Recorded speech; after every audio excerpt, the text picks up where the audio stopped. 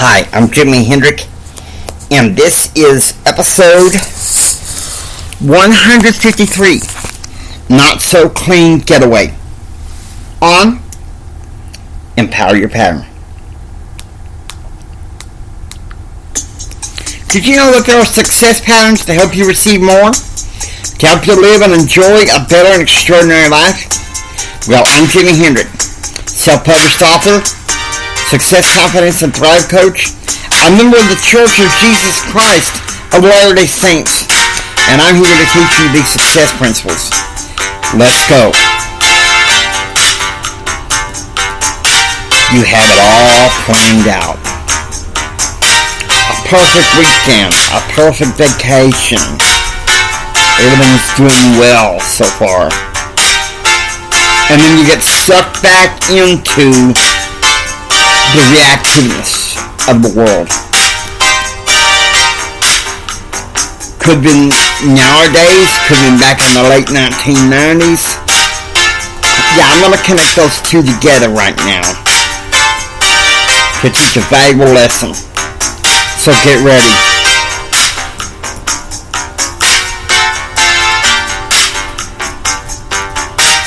Because you guys are going to enjoy this.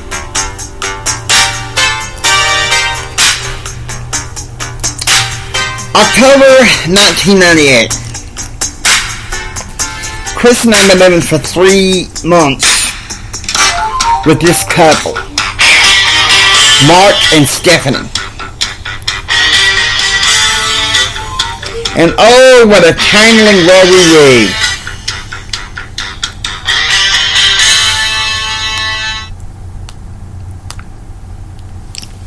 So on the last weekend, or should I say the next to last weekend in October,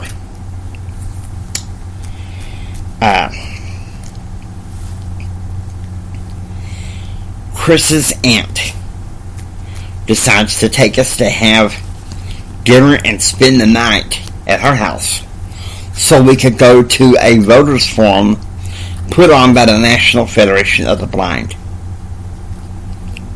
Okay? Now, at first I said no. But then, Chris knew that back then I wanted to be the first blind president of the United States, and so she thought it'd be good for me to rub shoulders with some of the local politicians, So we go there. And I'm talking to some of these politicians and everything. And I'm meeting a guy who is in the opposite party from me. And Chris, all reactive, just embarrasses me. I'll give you a hint. He's in the same party as Jerry Martinez, who at that point was at the tail end of his campaign trail, running for an unsuccessful bid for Congress in Lubbock and Amarillo, if that tells you something. Anyway, Chris brought up an issue, that she and I both opposed. And then when the guy walked away after conversations, I grabbed her and I said, you need to be quiet. She's like, why? I said, you don't do that. I said, look, I'm a political person. I learned from John F. Kennedy.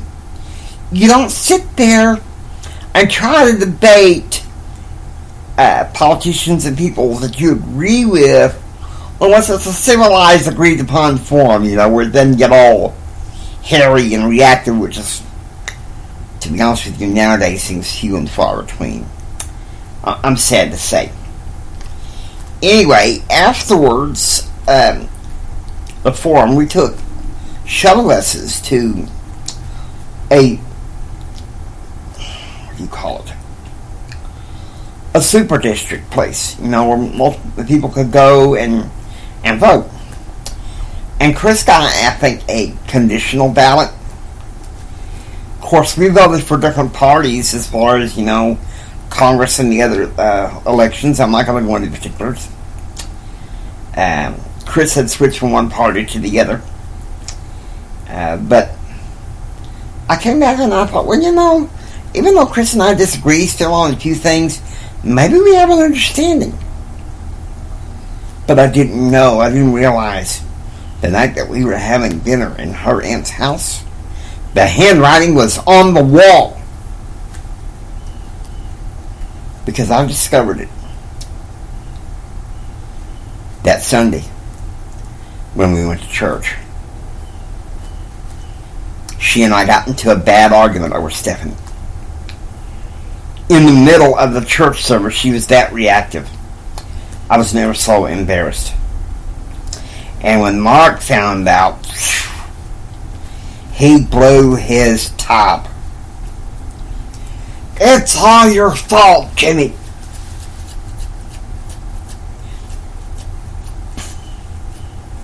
Now, I'm not going to go into the events that proceed after that, or really everything that entailed what happened in Arlington.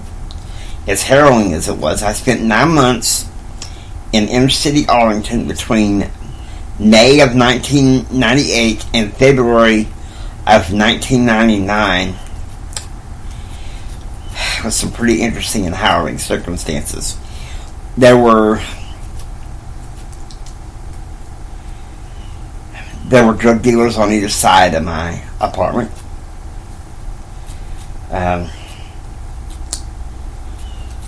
I was a witness to some drug-related violence. So, yeah. And not many people say, well, Jimmy, with your talents and your career, maybe you'd be better off in a bigger city. And I'm just going to be honest with you, with my finances as precarious as they are, the only way I'm ever going to move into a big city is if I have enough to find a decent place to live. Okay? Now, I'm not going to go into all the circumstances of my life. This is not what this episode is about. This episode is about empowering you. Okay? Now, all this stuff now with COVID, we've heard all the political terms until we're blue in the face. When we were not on lockdown, some of us, maybe we went on vacations, and for a while, maybe we didn't think about COVID so much and all this. And then you come home and it's like, God blasted, hit you in between the eyes again. You're back being afraid that you're going to get sucked into the reactive culture. And I remember speaking about this to Keith around that time. He's like, Jimmy, calm down. He said, what little I've known about Mark and Stephanie, they've been bad news from the beginning, and you need to get them out of there. See, Keith had moved from Dallas-Fort Worth to Odessa, where I'm staying right now, to be with his sister. And so when he moved, I was heartbroken. I didn't have very many friends, My wife was able to go all over the Metroplex with certain friends. One of them was connected to Brad. For the sake, we'll call her Sly. Okay, and that same weekend that I was dealing with all that with Brad, not Brad, with Mark, Stephanie, Chris, I was also getting it from Sly. What's wrong with you, Jimmy? Are you that crazy? Are you that lazy? Why can't you just get a normal job and support your wife? Let me tell you something. I left that house for several hours that evening. I was like, I am not walking back into that frying pan of existence unless I absolutely have to. So yeah, it was late October, November. I'd say it, the handwriting is all. We think we can get a clean getaway from our reactive culture. But sadly, as intense as it's getting, it's always with us. So it's up to us to sometimes, shut off the reactive culture, Maybe silence your phone. Now, I understand that angers people, okay? I understand that angers people. But hear me out, for Pete's sake. Okay? Hear me out. Please. I understand everybody has a desire to, well, how do I say it?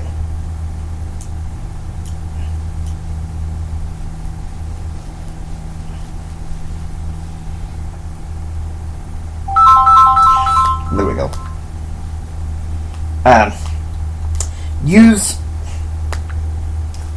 Use prudence. Use sense. I'm telling you, our society is so reactive. It'll do anything to block your success. You need to hang out with proactive people. You need to make a vision for your life and plan accordingly. Set good goals. Step out of your comfort zone. Because I'm going to tell you something.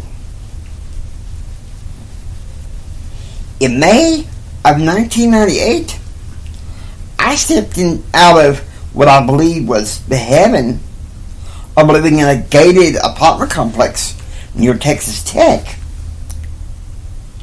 to almost like a Hades of the inner city near UT Arlington. I was basically sitting there just looking at four walls. Didn't have very many companions, especially when Keith moved. And so, like an idiot, instead of going to church family for support, which is what I could have done, like an idiot, I latched on to Mark and Stephanie. And it was hard. It was hard. See, don't put yourself in situations where you're around negative, trash-talking, trash-walking, reactive people. Okay? They're no good for you. Now,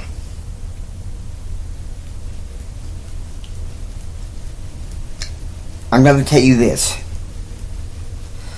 Enough people had wisdom in the district where Dr. Jerry Murchison was running for Congress in November 1998 to vote for the incumbent congressman. I'm not saying this against, Dr. Jerry Murchison. When I met him in 1993, honestly, he probably had good intentions, but when I saw how reactive he was in class, I was kind of like, okay, Jimmy, or Jimmy, wake up and smell the chocolate.